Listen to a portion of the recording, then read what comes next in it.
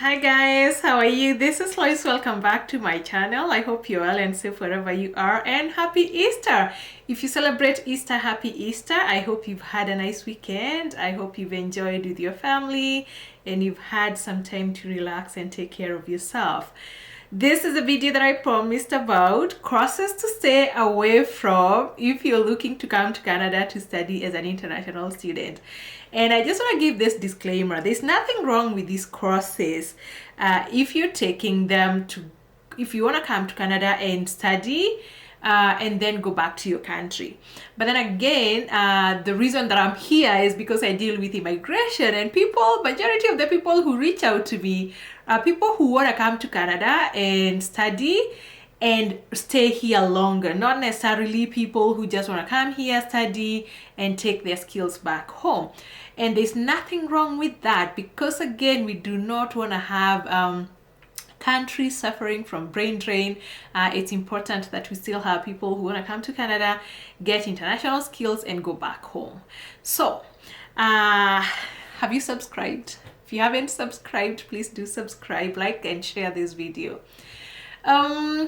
This information again is for your information purposes only. This is by no means legal advice. If you need legal advice, please reach out to me.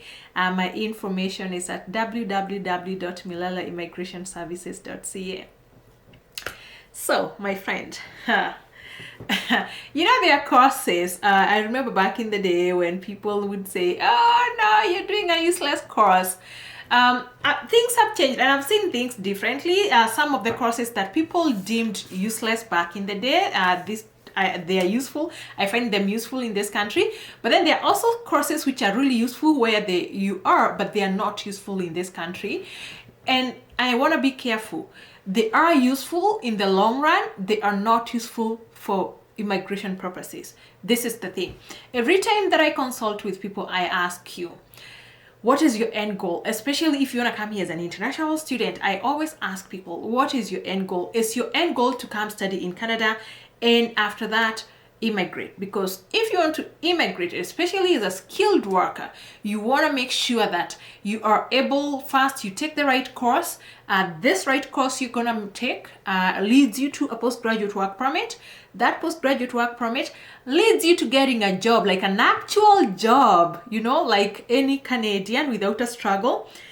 Excuse me. And after that, you can be able now to take that work experience and that Canadian education and mix it with everything else, with language and age and all the other factors, and you qualify to immigrate under either an express entry program or even a provincial nomination program, okay, or even a pilot program, okay, my friend. So that is why we need to be very careful. Planning. Immigration doesn't start when you land in Canada. Immigration starts when you're planning to apply for that course. So that is why you need a good strategy. And I've said time and again, always have a strategy, have a winning strategy from the word go. And maybe that's why you should always consult with a professional so that you're not wasting your time, and you're not wasting your time later on in future. Why? Because a lot of people have reached out to me. They are here, they are in Canada, and they are stuck because they did a course and now they've been here, they are on a work permit, but they're not finding any work because of the course that they took. Okay, so some things that, before I mention the list of 10 courses that I want to address, I just want to say a few things, some broad things that you should avoid.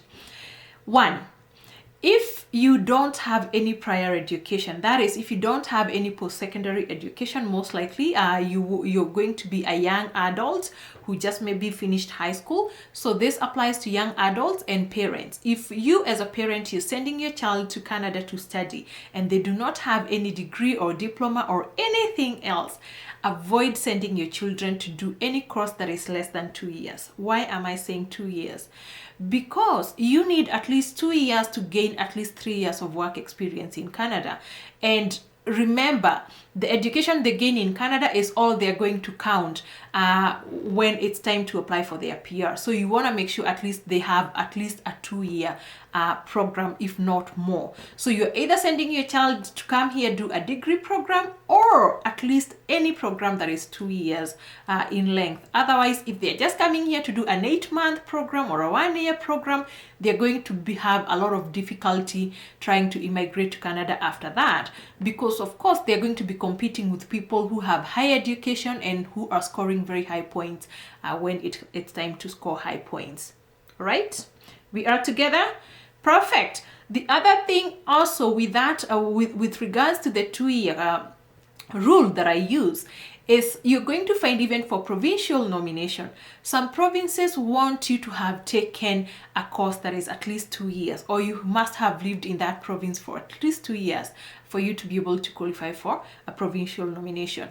And I know maybe you're asking why the 2-year course and the 3-year work permit. This is the rule.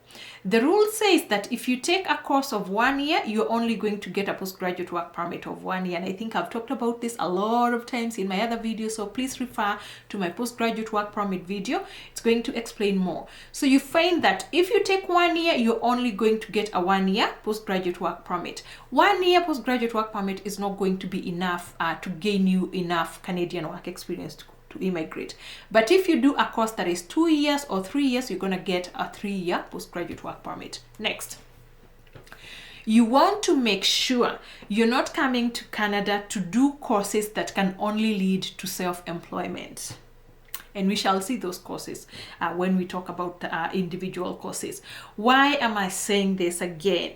Because you find that unless you are targeting an immigration program like an entrepreneur immigration pathway, or some of the newest immigration programs that are focusing on self-employment, which are very few, and they don't have, they don't have that capacity to take so many people. Unless you're focusing on such kind of a program before you come, you want to make sure that you are employable. You are employable, because these economic classes of immigration, they want people with skilled immigration with work experience, and this work experience self-employment doesn't qualify. Okay? All right. That is number 2. Number 3, and this is really, really, really important, courses that require rigorous licensing. Please, before you can even choose a course, find whether the occupation in that course is going to be it's going to be regulated. If it's regulated and requires a license before you can operate, if that licensing process takes too long, then you're going to be wasting a lot of your postgraduate work years trying to get a license before you can even practice to gain that relevant Canadian work experience. So strategy, again, make sure. And of course, licensing rules vary from province to province. So if you're selecting a school or a course that is regulated, make sure that you check the regulations of that province, just so that you're not in this country, you only have 1 year. Again, remember what I talked about, the 2-year rule. So if you're here and you only have 1 year after graduating and you need to process a whole license, and this license is taking you a whole 1 year, then see, you're going to end up with just a license and no work experience, and unfortunately you may have to go home, which is such a big shame considering that your goal was to stay in Canada longer. Okay, then number 4, and this is where now we're going to list these courses. You want to avoid courses whose career, that have very low potential of employment. Okay, these are courses whose careers are in very low demand. Remember, I made a video about careers in demand. I've also made a video about courses to do that are going to lead to careers in demand, and that list was not even exhaustive. There's endless courses. You can always talk to me and see what kind of a course. I can always guide you on some of the best courses that you can take based on your history and stuff like that. So there are some jobs which are not in demand in this country, unfortunately. Okay, so you find that it's gonna take you a long time before you can land a job, while other people that you went to class with, they only, some of them had jobs upon graduation, some of them already had co-op placement while they were still in school. Why do they have co-op placement? Because it's easy to find those jobs, so even schools are able to place you in placements. So while your colleagues are already getting that job, you're still struggling. 6 months after graduation, you're still struggling to get a job. Or at times you may even have to move province, to go get a job of your training, in another province. So you still end up wasting a lot of time. You also need to make sure, now this is in relation to this, before you choose whichever course, make sure it's in demand in that province. Remember what I've said about, graduating and having to move to a different province. You do not want to do that, because if you're not finding that occupation in that province, then by the time you move, then it's already taken time and you're wasting precious time that you don't have, that is already counting towards your immigration prospects. So, my friend, I said, don't come after me. These jobs are just not marketable. I know they make a lot of sense. You can make good use of them in your country. Come to do these courses because you know how to apply them. Maybe you already have a job prospect, or you know that you can take these jobs back home and you can reap the benefits. But most of the jobs that I'm going to talk about here, you're going to go through school, and unfortunately, either it's going to take you a long time before you can get a job, or you're going to be forced to take up a job that is not related to this kind of training, simply because you want to make ends meet, you want to pay your bills, or even if you get a job in some of these fields, you've realized that they are not going to be fulfilling by salary. So you're not going to be earning enough money to make you feel good about that sacrifice that you already made to come to Canada to study as an international student. Okay, number one, philosophy. Please, if you don't have prior education and skills, don't come here to do philosophy. Otherwise, you're going to end up, working in retail stores and selling coffee. I've seen. This is real life experience. Number two, I want to be careful. Geology. Geology, if you're coming to Canada to do geology, make your due diligence, do a lot of research on which province you're coming to, because you do not want to come do geology and you want to live in a place like Ontario whereby there's no oil and gas. You want to do geology in a place like Alberta and Saskatchewan and Manitoba and British Columbia, where there is the oil industry. And not just that, also research on the oil industry, the state of the oil industry in this place, because I know a lot of geologists right now who are without jobs, or who are doing different jobs, who are doing data entry and who are doing customer service, and they're doing nothing related to what they studied, simply because of the state of the oil and gas industry in this country. Number three, hospitality degrees. Oh, my friend, please, if you're going, and I know hospitality degrees can be very, very, very good if you come to study in Canada, but it's when you're taking those skills abroad. Okay, you want that international experience. Why am I saying this? You may come here and do these hospitality degrees, and you're going to end up doing customer service and room service, and you're going to be cleaning rooms in hotels. Experience. Okay, so please, my friend, watch out. Again, even if you do this hospitality, you find that the jobs in hospitality do not pay as well. So you want to be careful about that, because you can come here and do a whole degree, but then again, you're not going to get that work experience that is going to help you to immigrate if all you're doing is is reservations and stuff like that. Okay, my friend. Then the other thing, political science. Please. The jobs that I'll mention here. So political science, do not come to do political science. Do not come to do journalism, mass media. Do not come to do teaching. Do not come to do theology and biblical studies. And I will tell you why those four. I'm discouraging you to do those four here as an international student who has a goal of immigrating. Some of these jobs do actually have barriers.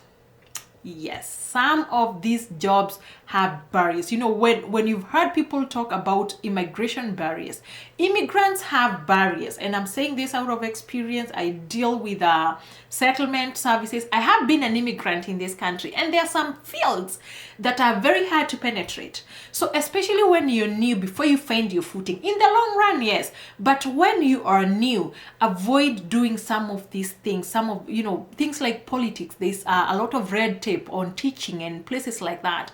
So avoid doing that, because you're going to face so many barriers before you can penetrate that, and you're working with limited time. The time you have is not the time that you have to come and prove yourself. You want a job that you can easily get and get going. The same thing with architecture and art. Of course, you can come and learn serious architecture in this country. Go utilize it in your country. But before you can become an architect here, of course, there's all that. There's a lot of red tape around that, and especially for an international student. The other one, number 9, history. Please, my friend, you're coming to Canada to learn Canadian history. So avoid doing that. You're better off learning history in your country. And last but not least, of course, this is not an exhaustive list again, music. Music. You're not going to be able to find jobs in music unless you want to be self-employed. So when you look at these jobs again, you're going to find they have similar things, that most of them have that red tape. Others, you can only be self-employed. The others, you're going to find jobs, but they are not going to be fulfilling jobs. They are not going to be paying well. And the others, you're not even going to get a job in that field, which means then you'll have wasted your 4 years. And, you know, I always tell people, make sure that you feel good. It's a big sacrifice. You want to feel good of the studies that you did here, the investment that you did. You want to feel good and, you know, and feel good about immigrating, and not just say, you know, I went to Canada. But I have come across people who came here to do some courses, and they are stuck because they cannot either practice or they cannot even find a job, and unfortunately they go home against their wishes. Okay, all right, the problem with this is I have seen students that usually leads students to something called post-graduation depression. It is real, my friend.